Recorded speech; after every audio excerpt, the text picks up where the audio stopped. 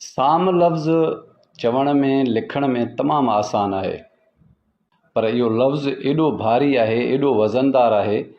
वॾे वक़्त खां ॿुधंदा था अचूं त साम खे हर हाल में बचाइजे, पंहिंजो सिर ॾेई बि साम बचाइजे। तक़रीबन असांजे माशरे में साम मर्द घटि, औरतूं ज़्यादा हूंदियूं आहिनि। अमीरनि वटि, मोतबरनि वटि, सरदारनि वटि, पीरनि वटि, वॾनि वॾनि दरगाहुनि ते न्याणियूं जेके आहिनि उहे साम छॾिबियूं आहिनि। साम खे बचाइण सभिनी जे वस जी ॻाल्हि नाहे हूंदी। असांजे माशरे में साम सां जेके हशर था थियनि त सभ खां पहिरियां जिन्हनि जे साम में उहा औरत पवंदी आहे त अॻ में उन्हनि जूं दीदूं उन ते पवंदियूं आहिनि। पोइ उन्हनि सां कहिड़ियूं कहिड़ियूं नाजाइज़ियूं थींदियूं आहिनि त उहो त असां वीडियो में बयानु नथा करे सघूं। ज़िंदगी में अगरि तव्हां वटि का बि औरत, का बि न्याणी साम पए न, तव्हांखे पंहिंजो सिर ॾियणो पए त कॾहिं बि न कीॿाइजो। अगरि मजबूरन तव्हांखे कंहिंजो सिर वठिणो पए न, उहो सिर भले वठी छॾियो, पर साम खे उन जे हवाले कॾहिं न कजो। जे अगरि तव्हां वटि ताक़त कोन्हे त उहो साम करे रहाइजो न। शुरूअ में ई उनजो जवाबु ॾेई छॾियो त मां नथो रहाए सघां। उहा हिकिड़ी अलॻि ॻाल्हि थी वई। मां हिकिड़े कदावर शख़्स जे ज़बानी हिकिड़ी ॻाल्हि तव्हांखे ॿुधायां थो। अमूमन ईअं थींदो आहे त कंहिं बि क़ौम में के नफ़ा नुक़सान थींदा आहिनि, कारह जा मसइला थींदा आहिनि, कंहिंजी का बि न्याणी खजी थी वञे त उन जे एवज़ में पोइ क़ौमूं चवंदियूं आहिनि त असां बि एवज़ में कंहिंजी का औरत खणूं। ईअं ई हिकिड़ी क़ौम में थियो, ॿ औरतूं उन जे क़ौम मां खजी वियूं ऐं हुननि हिकिड़ी औरत कंहिं माण्हूअ जी खणी आया।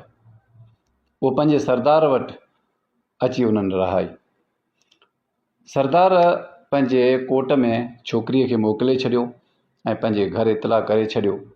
उन कदावर शख़्स वटि जॾहिं उहा साम पई, जॾहिं ॻाल्हियूं हलियूं त 1.5 महीने खां पोइ उन जो मसइलो हल थियो।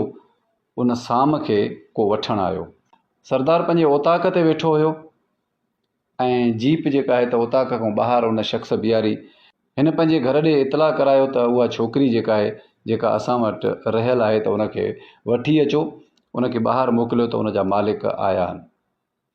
सिंधी ऐं बलोची क़ौम जो हिकिड़ो रवाजु आहे त असां जॾहिं बि न्याणीअ खे रुख़्सत कंदा आहियूं या असांजे दर ते का बि न्याणी ईंदी आहे त असां उन ते रओ ॾींदा आहियूं, मथे ते रओ ज़रूरु पाराईंदा आहियूं। सरदार चयो त 1.5 महीनो न्याणी मूं वटि रही त छो न भला मां उनखे ॾिसां। पंहिंजी चादर लाहे उन जे मथे ते रओ करे ॾिनई ऐं खीसे मां कुझु पैसा कढी उन जे हथ ते ॾिनई। तंहिंमहिल उन सरदार 1.5 महीनो रहण वारी औरत खे उन महिल ॾिठो हुयो। कहाणी जो मक़सदु इहो आहे त साम जी माना बि इहा हूंदी आहे। तव्हां वटि अगरि का साम रहे थी, साम रहण खां पोइ अखियुनि में हया हुजणु खपे, दिमाग़ में गैरत हुजणु खपे ऐं दिलि में बुग़्ज़ न हुजे। पर जे अगरि उहा साम कंहिं मजबूरी तहत कंहिं सरदार, अमीर, मोतबर, वॾेरे, पीर, फ़क़ीर जे घरनि में साम करे रहाई वञे ऐं उते बि उहा महफ़ूज़ न हुजे त बहितर इहो आहे त उन साम खे उते मोकिलिजे ई न। या उन जी जेका क़िस्मत अगरि उहा मारिजी वञे थी त उहो उन जे लाइ बहितर आहे जेका ज़लालत वारी ज़िंदगी उनखे ॾिसणी थी पए। पंहिंजा जेके बि नंढा वॾा मसइला हुजनि न, पंहिंजा पाण हल कयो। न्याणियुनि जा मसइला हुजनि, घर जा मसइला हुजनि, बिरादरी जा मसइला हुजनि। जे बिरादरीअ जी न्याणी कंहिं वॾेरे वटि, कंहिं पीर वटि, कंहिं फ़क़ीर वटि साम रहणी थी पए न, त मसइला वेही पाण हल कयो। इहा वॾे में वॾी हिकिड़ी गैरत आहे। तव्हांखे कुझु न ॾिसणो पवंदो, न तव्हांखे कुझु ॿुधणो पवंदो, न तव्हां जूं अखियूं हेठि थींदियूं, न तव्हांखे वधीक कुझु शइ जे लाइ सोचणो पवंदो। वॾे में वॾी गैरत इहा आहे त तव्हां उते वेही पंहिंजा मसइला हल करे छॾियो। छा बि थिए थो, तव्हां मसइला पंहिंजा कीअं था हल कयो, कसु था खाओ, जहिड़ा था कयो, मतिलबु XYZ कुझु बि कयो था न, त कोशिशि हिकिड़ी इहा कंदा कयो त जेके न्याणियुनि सां मसइला थियनि था त उन जे लाइ कंहिं वटि इहो ज़हन में न सोचो हीअ 10 आङुर बराबरि न आहिनि। मां सभिनी जे लाइ बि ईअं नथो चवां, पर जेके हालात थियनि था, असां सां जेके गुफ़्तगू थियनि था, ज़माने खे ॾिसूं था, घुमूं था, माण्हू तक़रीबन इन जे लाइ ॿुधाईंदा आहिनि त जेको हशर असां सां थियो आहे, असां ॾिठो आहे, त उहो ॿियनि सां न थियणु खपे। हिन वीडियो ठाहिण जो मक़सदु बि इहो आहे। असां जेके तलख़ ॻाल्हियूं ॿुधाईंदा आहियूं, जेके न ॿुधाइणियूं हूंदियूं आहिनि त असां उहे बि कढी ॿुधाईंदा आहियूं। त बाबा उहो उनजी वजह इहा आहे त जेके ॿियनि सां मसइला थिया आहिनि त उहे हाणे न थियनि, उहे दरगुज़र मां कुझु कमु वठनि, कुझु सिखनि। कॾहिं कॾहिं ईअं मसइलो थींदो आहे जो तव्हांखे वेही 10 माण्हू सम्झाईंदा, यकीन कयो तव्हांखे दिमाग़ ते ॻाल्हि कोन वेंदी, पर कॾहिं अगरि को हिकिड़ो शख़्स बि विहारे तव्हांखे चङी तरह सम्झाईंदो न, तव्हांखे चङी तरह ॻाल्हि दिमाग़ में विहारींदो, तव्हांखे उहा ॻाल्हि दिमाग़ ते लॻंदी ऐं दिलि ते वेहंदी। तव्हां फ़ौरन चवंदो त हीअ मुंहिंजे हक़ में आहे, हीअ मुंहिंजे फ़ाइदे में आहे, छो न भला मां हिन जी ॻाल्हि मञां।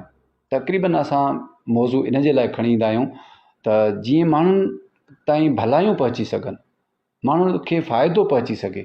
माण्हू जेकी जहालत जी ज़िंदगी गुज़ारनि था, पराए चवण ते कंहिं कोई मूंखे तानो ॾींदो, कोई छा चवंदो, फलाणो छा चवंदो, टीरो छा चवंदो, जिन्हनि खे चवणो हूंदो आहे न उहो तव्हांजे सभु कुझु थियण खां पहिरियां ई हू चई छॾींदा आहिनि।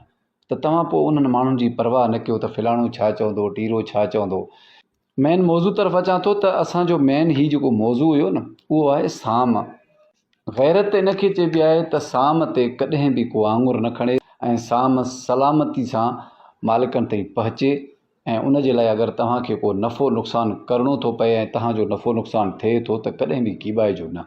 इहा हिकिड़ी गैरतमंद माण्हूअ जी निशानी हूंदी आहे त जेको ताक़तवर हूंदो आहे ऐं दिलेर हूंदो आहे, उहो साम खे रहाईंदो बि आहे ऐं उहो साम खे बचाईंदो बि आहे ऐं उनजो मसइलो बि हल कंदो आहे। अगरि मुंहिंजो पैगाम तव्हांखे सम्झ में अची वञे त पंहिंजे दोस्तनि सां ज़रूरु शेयर कजो। मां नओं मौज़ू खणी वरी तव्हांजी ख़िदमत में हाज़िर थींदुसि। तेसीं ताईं मूंखे ॾींदा इजाज़त। अल्लाह निगहबान, सदाईं गॾु।